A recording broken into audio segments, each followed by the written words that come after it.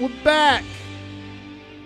Friday has arrived, and we are happy about that. It's the Mead, Metal, and MMA podcast as we go ahead and get together weekly and kind of give everybody kind of an update of what's going on. I'm so happy everyone made weight today. I was gonna be very forlorn today, man. Oh, UFC 214? Yeah. That's going to, by the way, if you're not into UFC stuff, just catch us next week because this podcast is going to be about 90% MMA this and week. Rightfully so, since we're finally getting the card that was announced. Yeah. Probably the first time this year. That's exactly right. So looking forward to it. It's going to be fun times coming up for UFC 214 on the way for Saturday. In the meantime, how's your week been? It's been good. Kind of getting back in the I think I finally acclimated back to Portales life. Oh, from your Vegas life? Yeah, which means I'm ready to go back. But nonetheless, though, it is it's good to get back kind of into the grind. I was out. Yeah. How's that camping trip? Yeah, I have to get off into the wilds once in a while and let nature kind of guide me and tell me what to do. Fuck yourself a bear. Well, let's not go there because that means something entirely different in today's modern lingo. Very true. So. I meant an actual bear. It was good. It was good to get away. A little bit of rain, but daytime highs in 80. It might have been a couple of days, but outside of that, we just go over the mountain and go to the bar, and it'd be in the 70s or whatever. Fuck yeah, nice. So and then back to this shit in the 90s and 100s. I know this is bullshit. It is, but I don't know. I guess we choose to live here, so it's like it is our choice. Other things going on this week. Dunkirk, I guess, did really well at the box office. Yeah. Check that out. I've seen the previews for it. I would like to. Apparently, if you see it like in 70 millimeter, like on actual fucking film, it does the movie a great amount of justice. How do you go about seeing it in 70? Apparently, there are some theaters around here, not around here, but in the country, that actually has 70 millimeter prints of the movie and run that. Ooh. Well, you think Lubbock might be one of those? Maybe not. I don't know. I think maybe it's going to be all Dallas, digital. I mean, that fucker's Los probably Angeles. in the IMAX theater. Yeah, figuring big cities. Oh, wow. God, shit, I just want to see it. Now you kind of got me going, I don't know. I know. It's. I hope that when it comes out on DVD that maybe that's an option. That would be awesome. Yeah. All right. Well, we get together weekly, talk about three of our favorite things: Mead, Metal, and MMA. Give you an update there. Mead, there's not really much of an update this week. I do have a funny and a comment to make about don't leave a bottle of Mead in a hot car. We always just talk about that, right? Did you do that? I did. It did not explode, but because I had grabbed a bottle that I was going to have last night, forgot it.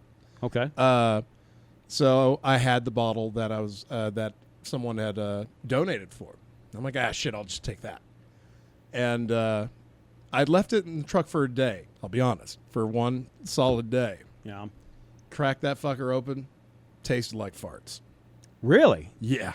Well, that's... I mean, it was the extreme fucking heat, though. I mean, the heat severe, just destroyed it. Yeah, no, because, in a vehicle around here this time of year, it's easily 150, 160 degrees. Yeah. And Runestone's really one that's meant to stay chilled. Oh, it was Runestone then? Okay. Yeah, it was Runestone. Oh, yeah. Okay. Tastes like farts. Well, but wine will do that. It puts off, there's a chemical that it puts off in all wines and meads and things of that nature that are very, very skunky, really, to put it that way. Just like with the first run Troublemaker. Yeah. Now you have to kind of, if you're in the midst of producing a batch, then there are means of removing those particular compounds. Right. But they're basically sulfites, is what they are. Yeah. But you don't want them. You don't want them in your batch, so it's always good to be able to utilize. Like a negatively charged ions to point it out, which in our case that's hooves. That's the hoof. We utilize realistic gelatin, ground hooves. That's what they really are. And what it is that it pulls all negatively charged ions out along with it. It's actually a neutral. I kind of actually has a misnomer I threw out there, but what it does, though, it does attract neutral or negative ions, which is what the sulfites are, drags that to the very bottom of the batch down to Davy Jones' locker, and then we just don't hit the bottom. That's right. Move rack and leave a little bit for the gods. Yeah, that's it. So yeah, that's maybe if you're looking for some tips. That's your Mead pro tip. Don't Heat is not Mead's friend. Right. And that's about it. Green Man, we're going to be moving here pretty quick to over to Flavor and Clarify and all that fun stuff. Yep. I mean, that's probably it for the Mead update, really. Should be done before McGregor Mayweather. I'd like to think in about 3 weeks. Yeah. I think it'll be coming right under the wire. Yeah. All right. Over to metal. This is the interesting part of it because we usually go to pretty great lengths of long discussions on various things. There's one that actually came to my attention bright and early this morning based on my listening experiences with a lot of things. I ended up getting hit by Google Assistant with, hey, here's something you might like. Alice Cooper has a new album out. That was news to me. The Alice Cooper has a new album that just dropped today. It's Paranormal. Now, I got to say, if you're an Alice Cooper fan, you would be remiss if you don't pick this up because it's classic Alice Cooper, kind of. Yeah, it's fun. In many ways. It's fun. Yeah.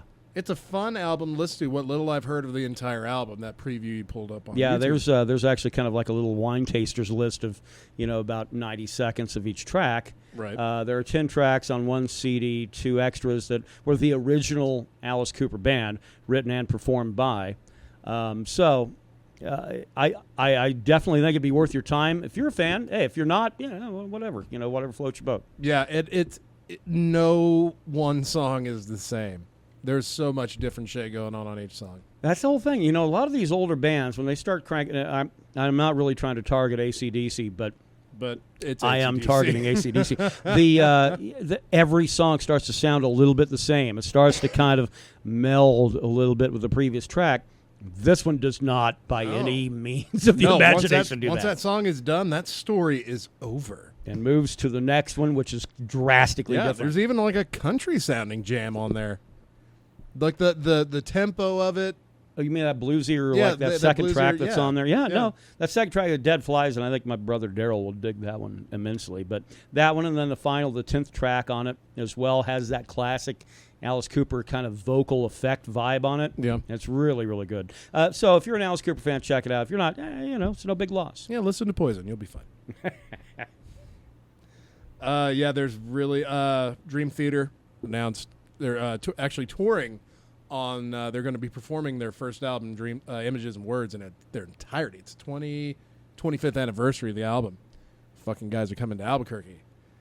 And probably right during the middle of a week. Oh, yeah. It's going to be like on a Wednesday or a Thursday. I'm hoping it's on a Thursday because if it is, my ass is going. Right. Because that's the first Dream Theater album I'd ever heard.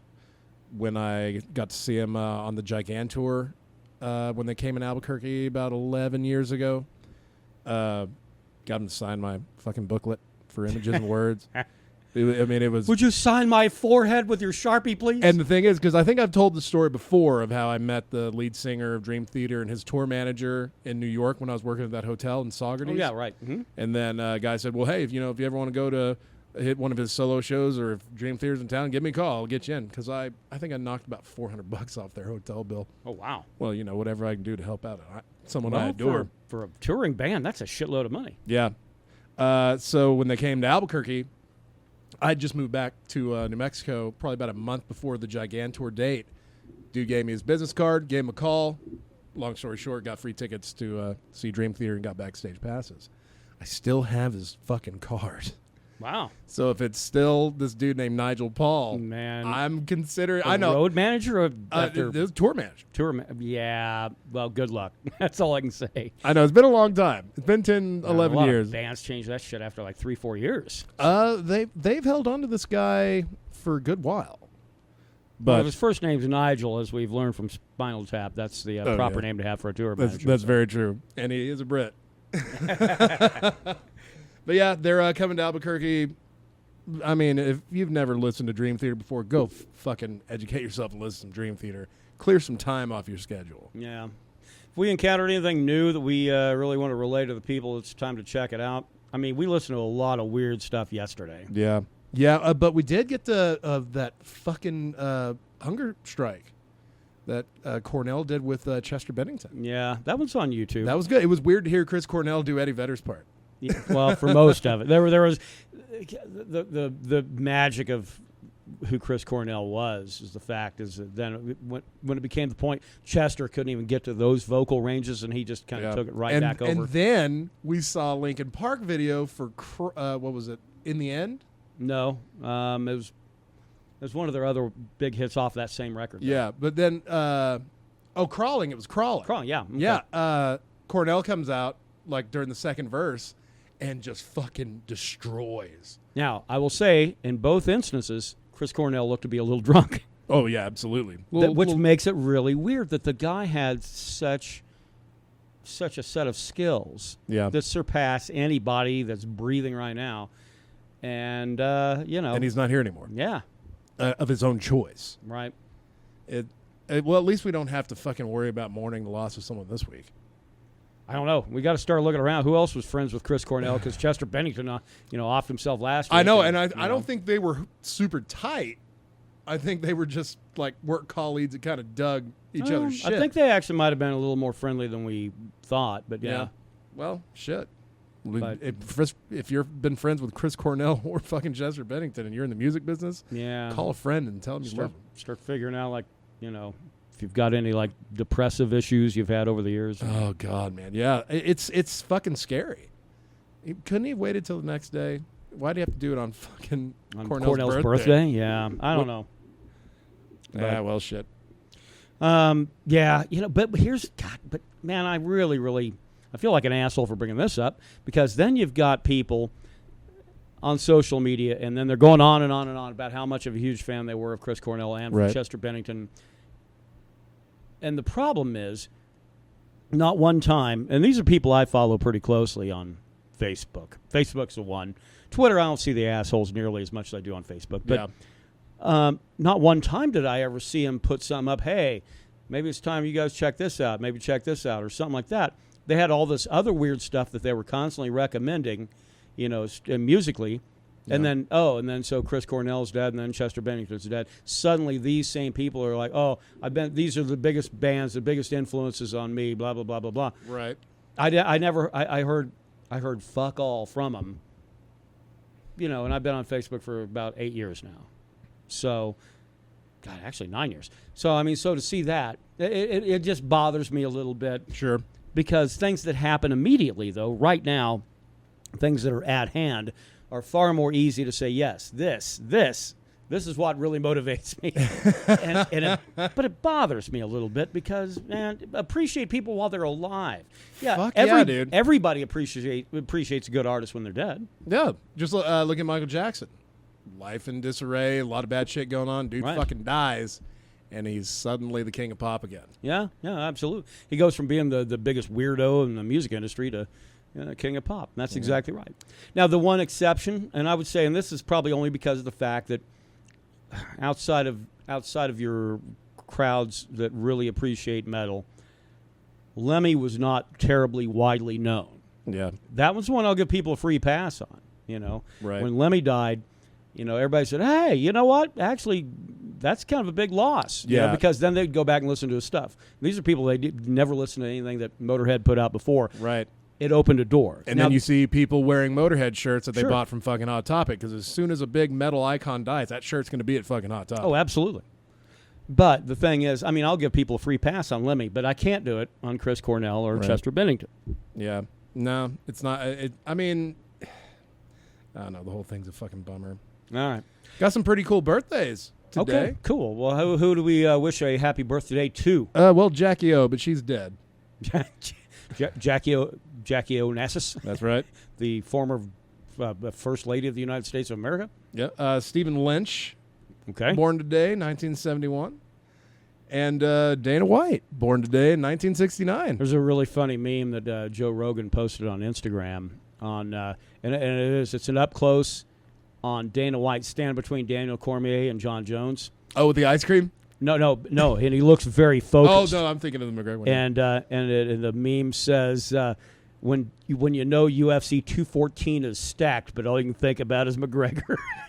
That's fucked up. It's probably incredibly true, though. It's like there's a lot of money right here in front of me, but there's even more money being made elsewhere. Oh, shit. Conor McGregor's going to make that organization their cut. They're going to make more off of that than anything else this entire year. Yeah, absolutely. Jacoby Shaddix, singer of Papa Roach, born today, 1976. Whatever happened to those guys? They still are actually pretty fucking active. Their music's terrible, but Yeah. you know they're still a thing. Soulja Boy, born today, Yeah. 1990. Holy fuck. Yeah. Kid. Yeah, no shit. That's about it for that. Let's move on. Okay. Now, here's the thing, and this is what we'd warned you about, is that we're going to have a lot of talk about MMA, probably the next 20 minutes, 25 minutes, Absolutely. on UFC 214, because there are a lot of different things to really consider, storyline and otherwise, Sure. that are going on. So yeah, if you just came here for the meat and the metal, we thank you for coming. Absolutely. We do invite you to stick around for what should be a pretty interesting 20 to 25 minutes. Because If not, hey, shit, we'll catch up with you next week. yeah, find out where you live, beat the shit out of you, whatever. It's like a Jay and Silent Bob strike back kind of into the movie thing. That's what I do with my movie check. All right, so let's move on to it. It is the MMA portion of it, and it's all about UFC 214, Yeah. the big pay-per-view. Biggest card, I would say, of 2017. Yeah. A quick look back, though, before we get started. Weidman fucking finally getting that win last week. Yeah. Taking down Gastelum, who has now moved back down to welterweight. It's probably the right move. Yeah, but he couldn't make weight at welterweight, so I don't know what's... I mean, he was able to get it done. If they just give him a proper nutritionist and he's 6'2", he'll be fine. He's got the talent, man. He just needs to find the weight class. He definitely looks underweight or undersized at middleweight, so... I didn't think that fight was going to end in a submission, I'll say that. Yeah, I don't know. I mean, and it's fine. I mean, but they put Weidman up against anybody almost in the middleweight division that's above him, and he's fucked. Yeah. Yeah, he hadn't really been fighting a whole lot of people that were ranked above him since he lost the belt. They've all been ranked below him, beat his ass, and moved up. I'm pretty sure Weidman's kind of like the gatekeeper of the middleweight division now. Well, I mean, if you'd listen to him, you'd think he's the greatest middleweight of all time now. Well, no, because he's what, third or fourth or something. He like was that? I don't fifth ranked after the Gastelum fight. I don't think he's going to move up after that because there's Jacare, there's Yoel, there's Robert Whittaker. Robert Whittaker Yeah. as your interim champ. There's just too many people up there that will destroy him. Yeah, So and they have. This is the Uriah Faber of the 185 division. Yeah, Welcome, there you go. Chris Weidman. There you go, Chris Weidman. You now have a role I ain't scared in of you, life. bitch. Come find me. Yeah. You'll fly down from New York. I'm just Good luck. kidding, Chris Weidman. Please, I'm just fucking around. No. Fly down. You're going to have to catch a ride. You'll have to fly down to Lubbock. You're going to have to rent a car and drive for a couple hours. Then you got to find where I live, motherfucker. When you get to Portales, you're going to realize how much of a task that is. You will find that Google Maps is not reliable in this town. And it ain't. It ain't. But yeah, decent card last week. It was okay. There was only that one finish, I think, on the main card. So. That was it. There were some great finishes in the Fight Pass prelims. The prelims. Some good ones in the preliminary card, but the main event was the main card was pretty lackadaisical. Yeah, no, absolutely. So that sets the stage for what's going to be the biggest card of the year. And No doubt. before we get into the really good shit, let's go ahead and, as we often do, we'll go through the prelims and some of that. Because as great as the main card is, the prelims, they're prelims. But yeah, I mean, these are people fucking fighting to get on the main card, so they're going to put on a show. Yeah. We open up with Josh Berkman fighting Drew Dober. Really? Yeah. That's the first one? That is the first fight of the fucking evening.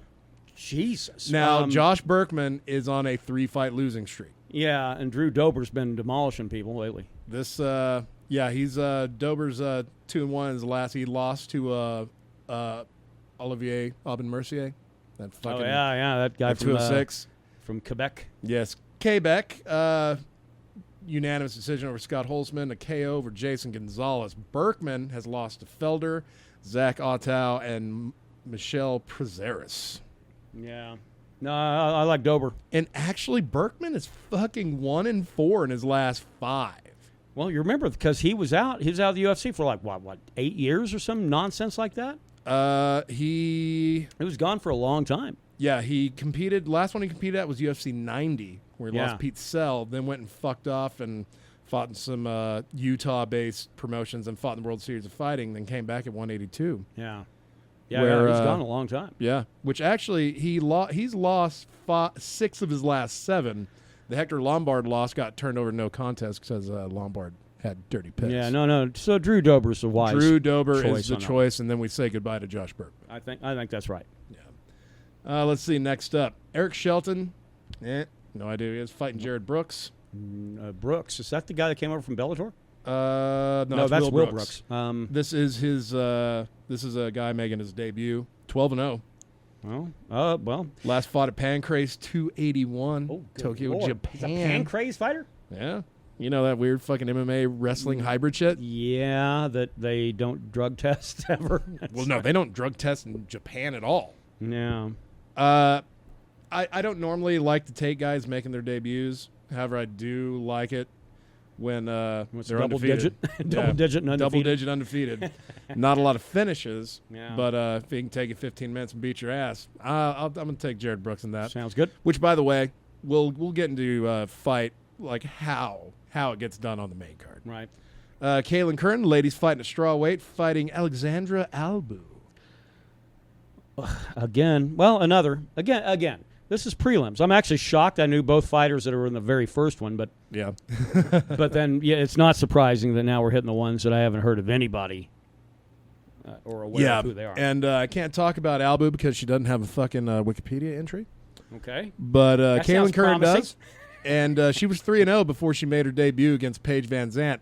She's had 5 fights in the UFC and won 1 of them. Good Lord. Well, I'm assuming the other person is probably making their UFC debut. I might go with the debuting lady here, Alexandra. Yeah, no, that gal sounds like Jessamine Duke. Yeah, no shit. Oh, that was a fucking bust, wasn't it? Yeah. You're like, well, she trains with Ronda Rousey. Yeah, she's Ronda Rousey's punching bag. That's not. But then, not good. now she's married to Travis Brown. Got a new one. Well, Ronda Rousey, yeah. Yeah. Can't beat around Duke no more because she's busy getting nude leaked of her on the internet. Is she? Yeah. Is that her thing now? Well, I think she was a victim. Oh, okay. Like, she didn't do it on like purpose. a hack. That's what I thought. I was like, really? Is that what she's doing to make a little scratch now? No, I think she's became a victim of a cloud hack, which, go ahead, guys. Put all your pictures on the internet where they're safe. I just know it's bad when Doug Stanhope starts thinking that you're a get for him. That's a bad thing. It's a bad thing. Then we open up preliminary card on FXX this time. Really? Yeah, is that on Sling? Yeah. Okay, good. Because I was going to say, those might be a little difficult. FXX. There's got to be something going on in Fox Sports 1. I guess. Probably nothing of merit, but no. We open with Andre Fili fighting Calvin Qatar. Again, no entry, so I'm going to assume I'll go touchy-feely. Going to go touchy-feely. Dude has been on and off again. Yeah. He beat Hakron Diaz, beat Gabriel Benitez, has losses against Holloway and Yair Rodriguez. Of course, Those are not bad guys to lose to, though. Come on. Got Alfredo Pepe, another Brazilian. I'm going to go Fili in this one, even though he has gone win-loss his past 7 fights. So he's due for a loss now. So you're feeling it? Then let's see. I don't know. I think I'm going to be just contrarian. I'm going Calvin Qatar. Sounds like a guy with a strong beard, so I'm going to go with that guy. Let's see. Coming up after that, Brian Ortega. I was afraid you were going to say Cummings was going to be fighting. He was like, Jesus. No, man. That eye is still healing up. And that mustache needs time to recuperate. Yeah. Brian Ortega fighting Renato Moicano. I'll go Moicano. That is a guy we have seen fight the Johnson Reyes card. Yeah. Back in April. Yeah, beat Jeremy Stevens. Yeah. He's solid. Last 2 wins have been split decisions against Sambo Specialist and Jeremy Stevens. Yeah, but he's kind of a smothering fighter. Yeah. I mean, if you're just taking picks on who's going to win, that's where I'd Brian go. Ortega, undefeated. Last fought, knocked out Clay Guida at 199. What was he, like 6-0, 7-0? 11-0. 11-0. Yeah. Man. He does have a no contest because he did piss dirty back in 2014. Yeah. So, I think I'll go Moicano. Yeah. I think I'm going to go Ortega on that one. Coming up after that, a fight that on any other card, if it was a TV card, this would be your main event. Aljamain Sterling fighting Henan Barao. at a catch weight of 140 pounds. God, who was it that couldn't make weight? No, this was agreed upon beforehand. Okay. Because Barao came in at 140 and Sterling came in at 139 and a half, I think. So these are clearly two guys that are too big for the bantamweight division, but not quite big enough for the featherweight division. I think Sterling would do well in the featherweight division. He's got reach for days. Yeah, that's the thing. I mean, he'll probably and he might gain a little power, which I think would do him a lot of good. Yeah, but he's not a striker. The guy is sincerely an NCAA wrestler. Yeah. And I like Renan Barao's hands. I mean, I don't like him as a fighter because he comes out of that camp out of Brazil that I don't like. Right. Yeah. that União, Division União, or whatever it is that he and Aldo both come out of. But I do like Barao as far as that fight goes because Aljamain Sterling has been kind of a little bit of a wash. Yeah. Lost two of his last three. Lost to Caraway. Lost to Rafael Sunsao. Beat Augusto Mendez. But he was supposed to be this lights-out guy. Yeah. And basically he's been nothing but the Sage Northcutt of that particular – I mean, the UFC kind of pinned their tail on that donkey. He was the undefeated bantamweight championship in Cage Fury Fighting championships. But and he came to the UFC, won 4 in a row. Yeah, but against a lot of guys you've never heard of. He beat Mizugaki. He beat Takeya Mizugaki, beat Johnny Eduardo, but then Caraway was probably his biggest test, and it was they were just split decision losses, so they were close. But Barao is a different story altogether, which this is a guy that has not done well since USADA came out and started doing He looked pretty good in his first fight up to 145. He fought Jeremy Stevens and lost. Was that his first fight? That was his first fight at featherweight. I thought it was a great fucking fight. Yeah. But Stevens had him dominated for 25 minutes. Wow, I thought he actually did. No, he lost. He won against Philippe Nover at the Cyborg Landsberg fight night in Brazil. Last time we saw Cyborg fight, right? That was September of last year. Well, we'll see. I mean, if Barao is done, then this fight will show he's done. Yeah, lost to Dillashaw, and that was the loss to Dillashaw. That wasn't during the USADA time, right? That was back in May of 2014. Yep. Since USADA has come in, he is 1-2. Wow, that's not good. Yeah. But then again, Weidman falls in that same category. Weidman is basically 1-3 now. Sure. Since USADA came in. Again, you notice this is going to be a thread through a lot of these fights coming up. Yeah. I'm Barao. I'll go Barao. I mean, probably by a knockout, and I think probably early. But because I think Sterling has the skills to be able to make it a really boring fight and win on the cards. And I mean, I'm not trying to take anything away from Barao. I mean, the dude's a bad motherfucker. The thing is, everyone around him just getting a little badder. Yeah. That is the one thing when you see the aging fighter, that kind of context, and it's a guy that has the skills or used to have the skills, and suddenly now everybody else's skills have caught up. Right. Yeah. Main event on the prelims: Ricardo Lamas fighting Jason Knight. Jason Knight, if I remember, he's the guy that's been kind of on a tear lately, right? Yeah. He made his debut on the McGregor-Faber Ultimate Fighter finale. Lost to Kawajiri. After that, he has won 4 in a row. Beat Dan Hooker. Beat Bruce Leroy. Alcaceres. Yeah. That was one that got the rear naked choke. And beat Chaz Skelly. 3 of these 4 fights got him an extra $50,000. Yeah. 1 for fight of the night, and the last 2 for performance of the night. Yeah, he's an exciting fighter. Dude is on fire. But Ricardo Lamas, especially in this division, in this featherweight division, are they fighting a featherweight or lightweight? Featherweight. Probably feather. But keep in mind, if this was 3 years ago, I'm taking Lamas all the way to the finish line. But Lamas is he won his last fight out, if I remember. Beat Oliveira. Beat the 140. Beat Oliveira when he was a catchweight at 155. Yeah. But he did have his struggles, though, against some people. I just think that Knight is an explosive fighter, and I like his chances. He's won 4 of his last 7. The 3 losses came to Jose Aldo. It was for the championship. Right.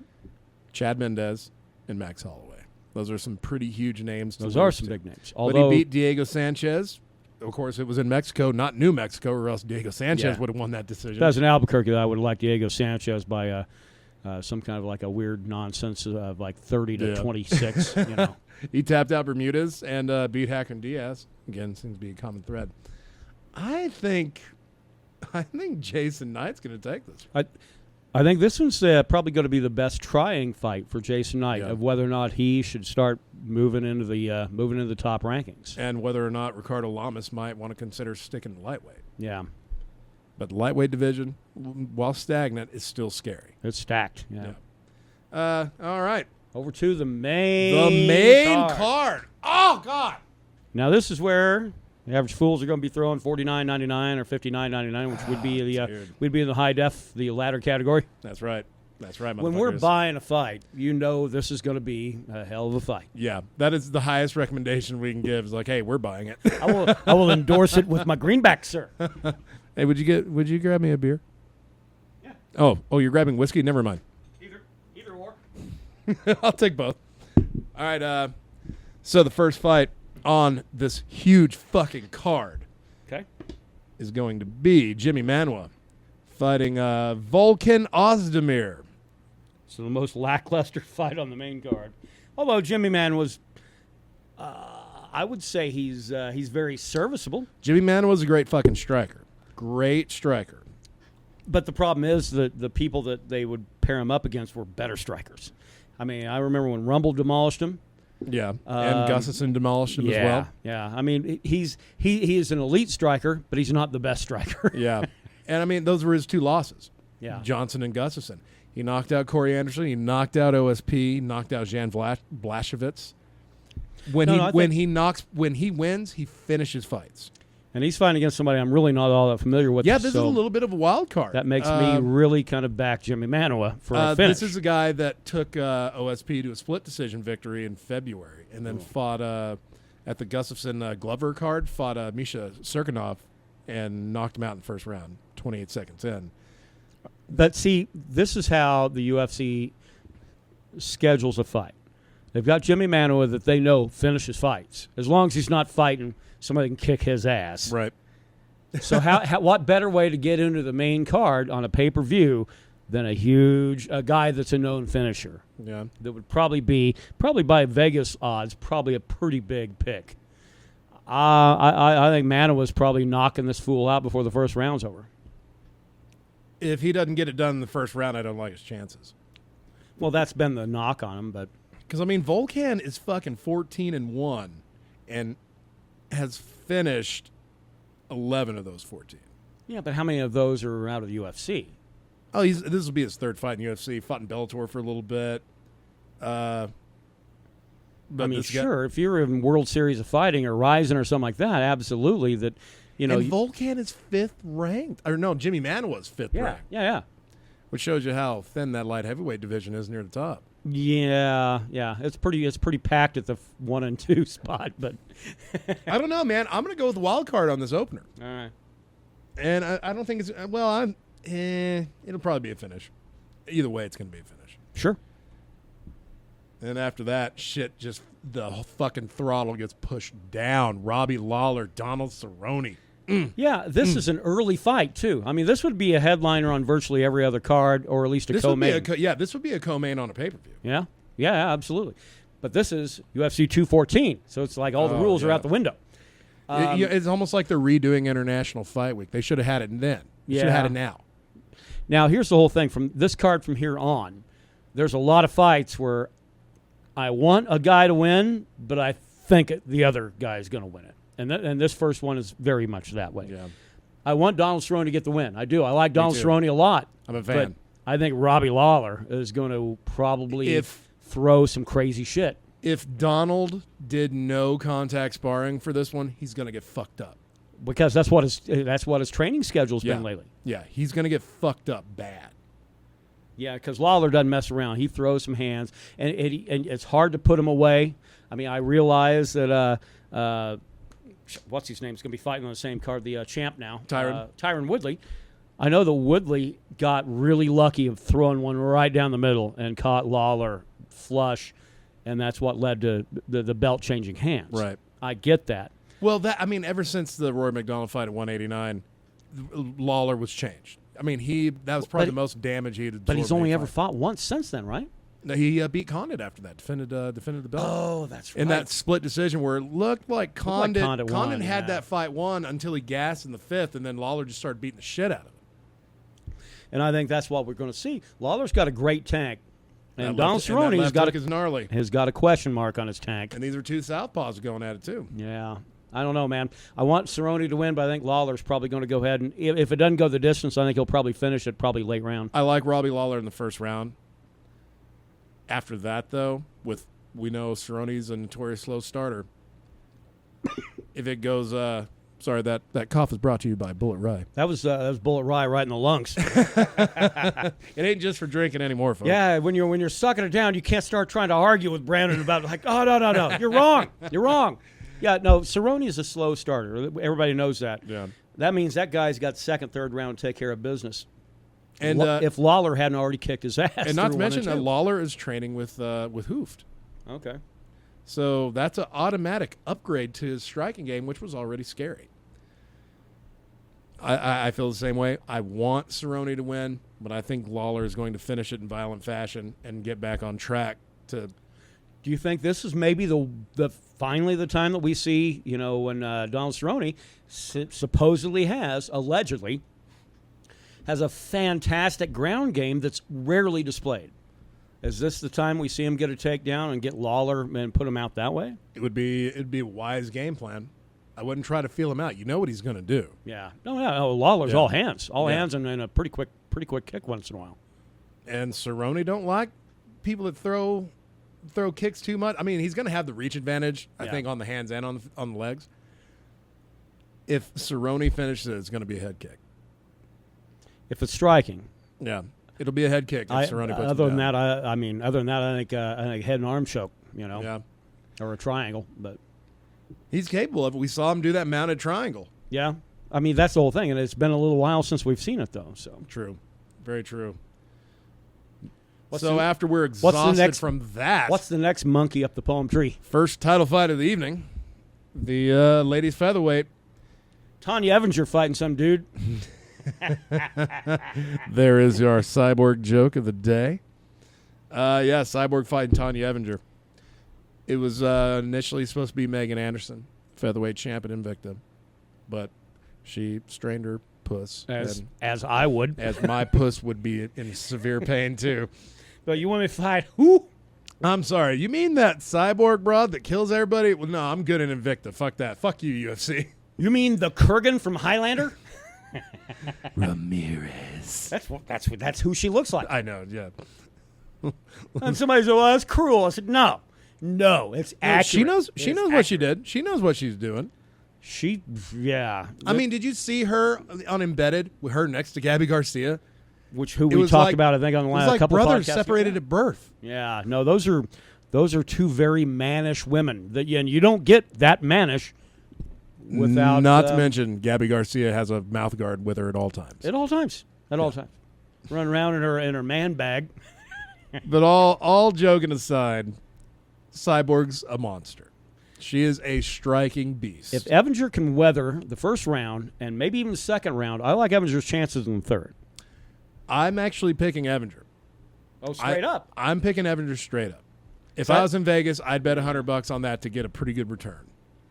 Because, again, this is a fight. I want to see Evinger win, but I think Cyborg's going to probably win in the first round, and just to display her wrecking ball skills. Evinger- Like, oh, look what she did to a champion. But the thing about it, Evinger's never been knocked out. Never. And she hadn't lost since July of 2011. Yeah. So you got a veteran here, a ginger veteran at that. Yeah. She likes to make things filthy. She will grind on your fucking face, not with her, but with her arms to like get you in a dominant position. She will do whatever it takes within the rules. Well, that's the one thing. If it goes to the ground, Evinger is going to be that's going to be her territory. Yeah. Now Cyborg, their camp is bragging, hey, she's not all that nervous on her back anymore. Well, that tells you right there. And Evinger, that's the way she likes to fight. Well, she's a brown belt, BJJ. So I mean, she has a skill set, but again, Evinger. I think Cyborg first round knockout, but if not, I think it goes to Evinger. Yeah.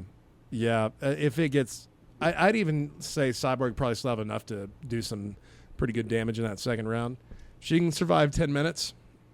I'm giving it to Evinger. I mean, Sure. I think she's going to grind out those 10 minutes, probably wear some pretty good damage. Yep. But that third round's going to roll around. Cyborg's going to be gassed out, and Evinger is going to be good to go. Yeah. All right. Let's move to the co-main. Oh, God. I'm already exhausted. Yep. That's why we need to move. Co-main. There's just so much. No, I'm not exhausted from being tired of it. Just so much good shit going on. Right. Tyron Woodley, Damian Maia, welterweight championship. We know that Woodley has got wrestling skills for days. We also know he throws a really hard punch but it's a really wild punch. Yeah. Damian Maia's been around a while. Now, if a punch catches him, man, I think even just one. Well, I think Maia's stand-up is very underrated. I think it's overlooked. Yeah. Yeah, overlooked and underrated. Absolutely. Because that's what he uses to set up those takedowns. And if you're getting back up from one of his takedowns, guaranteed that fucker's going to be attached to your back. I just don't know that Woodley is prepared for the Brazilian Jiu-Jitsu side of what we're going to see out of Maia. Yeah, But he has gone on to say, like, hey, preparing for this Maia fight has made me a better fighter, which means if he's, obviously if he's telling the truth, but Maia will have that effect on you. Maia is going to be better at transitions on the ground. Now, the one thing is that what Woodley is going to have to set that up with, as all wrestlers do, is like with kind of try to beat him a little bit senseless and make him hurt him a little bit in the stand-up, get that takedown, get dominant coverage, posture up, and then start landing. But Damian Maia, though, with his trick, might very well be some of his counters to when it's standing, and be able to go ahead and stuff a takedown, and at that point start doing some back work or something of that nature, transitioning around to move that fight into something where he can get a sub. Right. And there's really nobody better than Damian Maia right now in the category of subbing fools out. Yeah, but let's not forget the last two Stephen Thompson fights. Tyron Woodley has proven that he can fight boring. Yeah, and he can fight real safe. Maia won't let him do that. Maia will close the distance. Well, we didn't think Thompson would either, but that's another depressing fucking thing about Stephen Thompson. yeah. But we'll see how he does in his next fight. I don't even know if it's even been announced. But as far as picks go, Damian Maia picking the underdog by a finish. Again, it's one that I want Maia to win. I have a weird feeling Woodley's going to win. You think it's going to be quick? I think Woodley's going to catch him with one of those windmilling hands that he has. It looks stupid. If you're a striker and you watch Tyron Woodley's game, it's infuriating. The guy windmills like a girl on a playground, but he lands him, and when he does, that's when sons of bitches go down. Yeah. And I don't know that Maya's got an old chin. It hadn't been exposed really lately, but I want Maia to win, but I think Woodley's probably going to do it by some way of hurting him. Do you think the weight cut is going to come into play here? Because Woodley has cut a lot of weight to hit 170. Well, everybody made weight today, though. So. Oh, no, he did. Yeah, but I'm saying is Maia doesn't have that bad of a weight cut. He used to fight at middleweight even. Right. I don't think so. I think both these guys they both know what they're doing. I think they're both on top of their game. I mean, Woodley's at his peak right now. Maia's past his peak. Either that or he's fucking at it. I mean, dude hadn't lost in 3 years. Dude's fucking almost my age. What was he, 39? Yeah. He's getting up there. But I mean, and this is it. And I would like to see Maia get it.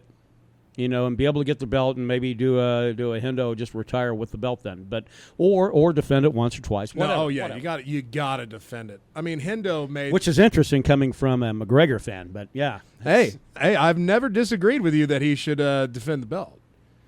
I'm too busy being stoked about this boxing match. All right, let's get to the final one. Let's move on. So, are you picking Woodley? Yeah, I want Maia to win, but I think Woodley will get it. So that's my pick. And then we're finally getting it after 2.5 years. We're getting this fight finally. Oh, the rematch for Cormier when he lost to to John Jones back in January of 2014. You know, back when the fights were in sepia tone. Yeah, 2.5 years. I can't believe it's fucking been that long. Fucking John Jones is 30 now. Yeah. And that's a hell of a thing to think when the dude was 24 when he won the title. When you go out and like doing all kinds of weird illegal shit. Yeah, that'd be the problem plaguing me if I was a fucking champ in UFC. Like, sorry, I like my drinking and my women too much. And Jones likes his cocaine and his cocaine is boner shit. medicine. Yeah, damn right. But here's the whole thing, though, is what we got to get down to. The fact of the matter is we haven't seen Jones fight, really. He fought OSP, Ovan St. Pierre, and beat him in a very unspectacular fashion. And then people started saying, that John Jones. Daniel Cormier can beat that John Jones. But is that the John Jones that didn't even train? Because he's like, man, I'm just going to go and wrestle this fool and throw some hands and get the out decision. of it, get that interim belt, and then move on to Cormier. Yeah. I mean, Jones has been the biggest warrior the UFC has had. I mean, to go back before him, you'd have to go back to Chuck Liddell. True. But the other thing you got to consider, that OSP fight was his first fight under the USADA banner. Did not look good. We have not seen the elite John Jones yet. And I think on Saturday, tomorrow, it will tell the tale of whether or not this dude's been playing it by the book his whole career, or if he was just fucking gassed to the gills. Yeah, I don't know. It's going to be interesting to see.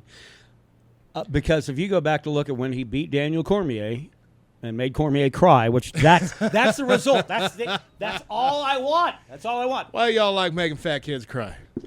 But again, this is a fight where I want Jones to win. I really do. My problem is I think that Daniel Cormier is just going to get in there, grind him, knowing that probably who knows. Jones is going to be able to get out of that shit too sweet. Who knows what his tank is at, though? I mean, as far as like, you know, making your game better over time, Cormier is ahead in that. He's been active. Yeah. His fights have been lackluster. The Gustafsson fight was pretty good. The Silva fight was boring as fuck. Yeah. As all Silva fights are nowadays, but I mean, are we going to see Cormier automatically shoot for a takedown almost immediately? I think so. And get him down and grind and everything else, and make Jones wear himself out on his back. I mean, it's just hard for me to fathom Cormier being able to take him down without wearing a significant amount of damage. Well, but who knows what Jones we get. And then you got to keep him down. If I'm wrong and we've got the elite Jones's back, yeah, Daniel Cormier comes in for a shoot takedown. He's going to get a knee in the face and is going to get put into a sprawl, which then Jones is going to knee the shit out of him, throw bows, and it's going to go back to standing. Yeah, and let's not forget about that foot reach advantage. Yeah. Yeah, a full 12-inch reach advantage. It's like Struve fighting Dillashaw, man. Well, that's the other problem, though, because Struve, he can't take anybody close. Jones used to be able to take people close. Yeah. We'll see what happens with Cormier. What I are your thoughts? Because I've already put mine out. Yeah, I don't think his wrestling is going to be enough. I honestly feel like John Jones is prepared for this fight the same way he prepared for the last Cormier fight. You're going to see that return to form John Jones tomorrow night. I think Jones wins, and I think he finishes Cormier, and then I think Cormier retires. That'd be a good result for me. I would drink my Chardonnay and be happy as well. Yeah. But you know, I don't want to discount Cormier, because if it wasn't for John Jones, Cormier might be one of the greatest light heavyweights ever. Sure. But John Jones is in the light heavyweight division. I think Jones wins, gets the belt back, defends it. Maybe we get a Gustafsson rematch. That would be great. Gustafsson looks like a goddamn killer now. Yeah. Although he has been destroyed by a couple of guys. Well, yeah, including the guy, including Jones. Well, I mean, he took Jones. No, that wasn't I was talking about Rumble and DC. Oh, well, yeah. The Rumble fight changed him. Yeah. The Cormier fight humbled him. He seems to be back with a different fire now. He looked those uppercuts, man. He threw 3 uppercuts in a row on Glover and knocked his ass out. If that fight, the card top to bottom, it's going to be an amazing fight card. Yeah, and it all held together except for the Cyborg fight, and I think we got a replacement that's going to actually be able to get the job done. Right. let's go to our picks. We're almost over time. All right, picks for the drinky part of it. The bottom half of that bottle of rye. I would probably recommend Guinness for tomorrow. That doesn't sound too bad. Metal, what are you picking? I'm going to go Pelican, the Cliff, with the one lyrical version that they've ever had. God damn it. I'm going to go Devin Townsend. That's I know I've picked him a couple times in the past, but he's been hitting a pretty good note with me. MMA, I got John Jones just as being a good fighter, never a role model. I got Cormier crying and retiring. Hell, that's it for us this week. Hope we've done something to maybe allow you to enjoy your weekend a bit more. My friends, hope I watch this card tomorrow. By any means necessary. If you're an MMA fan and you've stuck around with us this long through this fucking episode, enjoy the fights tomorrow. That's it. Alice Cooper Paranormal getting us out the door. Have a great weekend.